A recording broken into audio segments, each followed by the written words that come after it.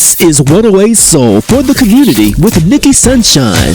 I'm so excited to talk to you about this new opportunity. Thank you for appearing on Waking Up with Sunshine on 108 Soul. So please, Dr. Blake, tell our listeners a little bit about you, your background, and what you're working on nowadays. Well, first of all, I want to thank you, Nicki Sunshine, for having me on 108 Soul. It's an honor. Can I just say, full disclaimer, I know you from back in the days, know your work, and it's exciting to be here on this platform and get an opportunity to speak to your audience.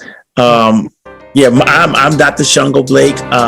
In this current role, I'm co-executive of a outreach strategy called NYC Speaks. And NYC Speaks is really it's a real civic engagement strategy, reaching out to New Yorkers from all across the 5 boroughs to help bring government closer to the people that it's supposed to serve. We just had an election, and we have a new administration, and Mayor Adams is now the mayor of New York City. And one of the things that he constantly talked about in his campaign was that he wanted to make decisions in partnership with New Yorkers and really bring community into the fold. And this is about operationalizing and really creating research that says, action research actually, that says, here's the data, here's what New Yorkers want to happen, here are the suggestions that New Yorkers are making, and here's how you can improve housing, improve your police department, improve education, build on what you're doing in arts and culture.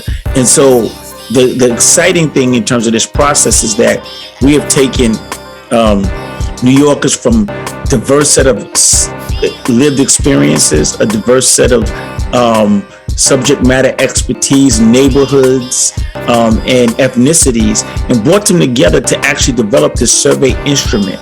That is a survey instrument that we're pushing out to 50,000 people to say, hey, tell us what we should do. Tell us what New York City administration should do to fix these problems. And so that's the process. We're excited about it. The survey has launched.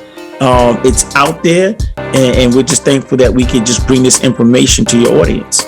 Wow. So has anything like this ever been done? It sounds kind of like the census, but has this ever been done in New York City before? No. And it's funny that you say it sounds like the census, because we're operationalized like that. So we have now real credible messengers going out into communities, canvassing, right, with iPads and helping and assisting and facilitating the taking of the survey. And but it's bigger than the census, because after we get past this part of survey collection, we're moving quickly to what we call community conversations. So most times people take surveys and they have this very real question. So what did I do? Where did that survey go? Like, all right, so I took a survey. So what now? I don't see any change. I don't know what you did with the information. So what we're doing is we're taking the survey, but then we're coming back into the very communities that we actually delivered the survey to, and saying, let's have some community conversations about the findings of the survey, right? Like this, and then we can be corrected, right? Like, so we go back into the community and say, the survey said that, in the area of housing, your community feels A, B, C, and D. You can tell us, well, no, it's not quite like that, or it's more nuanced, or, well, here's a question that you didn't ask that maybe you should have asked. And as we have these conversations, we will have our community data partners scribing and taking notes and implementing those community conversations into the ultimate findings of the research. The ultimate goal is that we're going to take this research and present it to the Eric Adams administration around the time that Eric Adams administration and city council are negotiating the budget, so that it lands at a time where you can actually make some decisions based upon the findings of the research. City agencies can align their budgets, their policies, and their practices around some of the recommendations coming from the report. Wow. Wow. So that's almost like better than the census, because what I'm hearing you say is that real New Yorkers, people that are in their homes, people that are in their communities that have issues with housing, or if they think there's a homeless problem in their neighborhood, they can actually go onto this survey, fill out this survey, tell the mayor, because it's almost really like you're speaking with the Eric Adams administration about what your concerns are. And based on the findings of this survey, what the community says, what the people says, can actually impact the budgets and where funding goes to kind of try to ameliorate and better some of these issues. Is that what I'm hearing? Absolutely, that's the goal. And it's not just budget, right? It's also looking at policies. What policies are you implementing? What practices do you have, right? So now as each agency head begins to align their policies, their practice, their resources, they can do that with some perspective and point of view coming from New Yorkers. And we're looking specifically, I have to say this, through the lens of Black, Brown, and immigrant communities as well. So we want to hear from everybody, but we understand that there is an issue of a historic nature when it comes to systemic racism and institutional racism, right? These are the institutions that have had a historic practice of exploiting our communities, have created the inequities in our communities. We get an opportunity to talk to them directly. So it's like we're using research to bring voice to the voiceless, but we're also using research to speak truth to power. Right.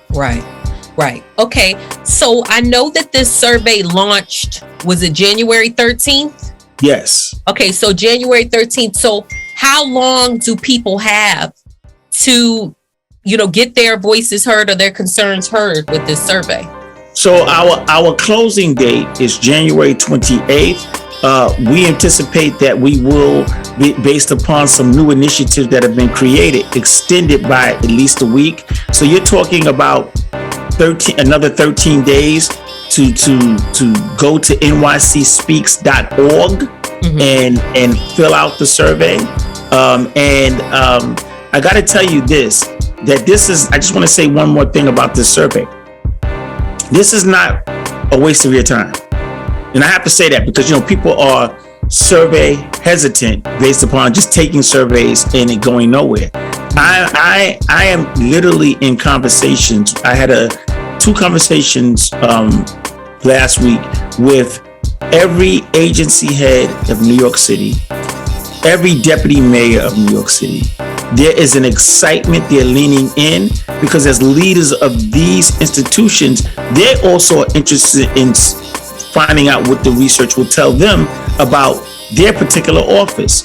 We have sent the information out to City Council, to the 5 borough presidents, because it's not just for the Eric Adams administration, because every local city council person represents a district, and I'm sure that they would want to know what are the concerns and the needs of their particular district.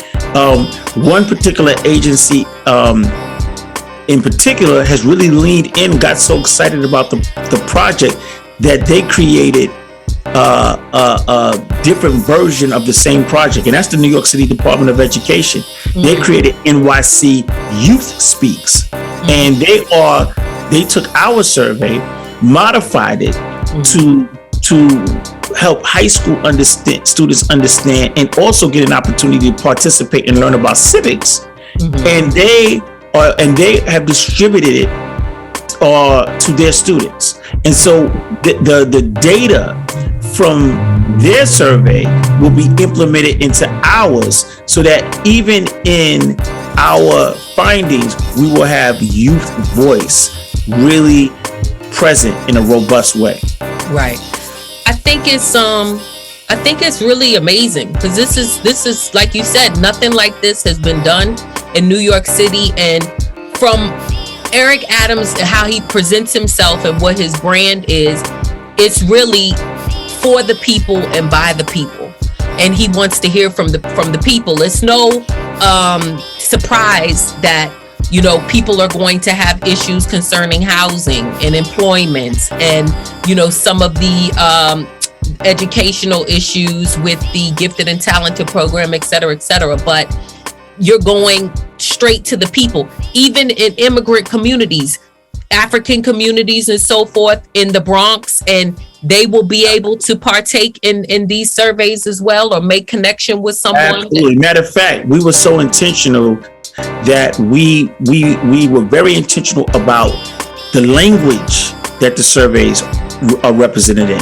So we focused on the 9 major languages spoken in New York City to make sure that people are able to take the survey in their language, right? We wanted to remove any barriers to people understanding the survey. And then we sent out canvassers from those communities into those communities who speak the language of those communities to encourage people to participate. And so this thing is really about capturing the voice of New York. You know, New York is loud. New Yorkers are opinionated. There's competition in communities. But even with all that being said, what research does is allows us to pick up on the major themes and also the nuanced ideas. And so it takes it out of just the heated moment of wanting to express yourself on an issue. I, as a researcher, understand the power of data to move policy and practice. And when you have data that everybody has to respond to, then you have power. And so this is about taking our voices, the voice of the voices, voices who are usually not heard, and saying, let's quantify these voices through data, and let's present that to the Eric Adams administration, city council, and other electeds who are involved in government. That's what this process is about. Very enthusiastic about it. Oh yes. I'm definitely looking forward to 2022 and how we can make New York even better than it is. I was just in an Uber the other day, and the cab driver was saying, where are the people? Where it used to be so busy. I'm concerned that the money's not flowing like it used to, and I see that the mayor is really responding to that, because it's a call to action to say, we need our office workers to come back.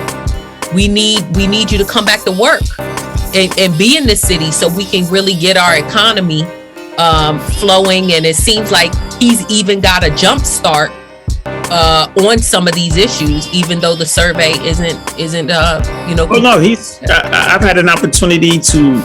I make no bones about it. I'm a supporter of Eric Adams, but I also understand that we have to raise the voice of the people. We have to give people voice, and I had an opportunity to have a conversation with him about this. NYC Speaks, and he's leaned in. He wants to hear. He wants to participate. Through his press releases and things of that nature, he's beginning to talk about it. We have sent over 300,000 surveys to city workers, and through his office. So he's promoting and leaning in as well. Although I want to be very clear that the people who actually developed the questions, there was no interference with anybody with a political agenda. We had everyday New Yorkers create this, and so he wants to now engage around those findings, and we're looking forward to engaging with him. It's a period of time, like you just so eloquently said. New Yorkers are suffering, right? We just coming off of COVID. Mm-hmm. We're still dealing with the vestiges of systemic racism, the issues of safety, mental health. Mm-hmm. All of these things are impacting the lives of everyday New Yorkers, and people need to have a vehicle in which to express themselves in a way that it has impact, not just in a way that you made an expression, but you actually had impact. Your participation in this survey will allow you to have a collective impact, and so that's what we're attempting to do. We're trying to get New Yorkers to kind of recommit to engaging with government, because there's been a breakdown in trust, and we have to be very honest about that. And I'm speaking right now directly to your listeners to say that we're traumatized, and we're triggered by our experiences and being let down. Like when you talk about everything from rent to how you're treated in terms of police community relationships to health disparities, especially dealing with Black women and the mortality rate, right? Like we got a lot of stuff to do, and Mayor Adams has a heavy burden on his shoulder.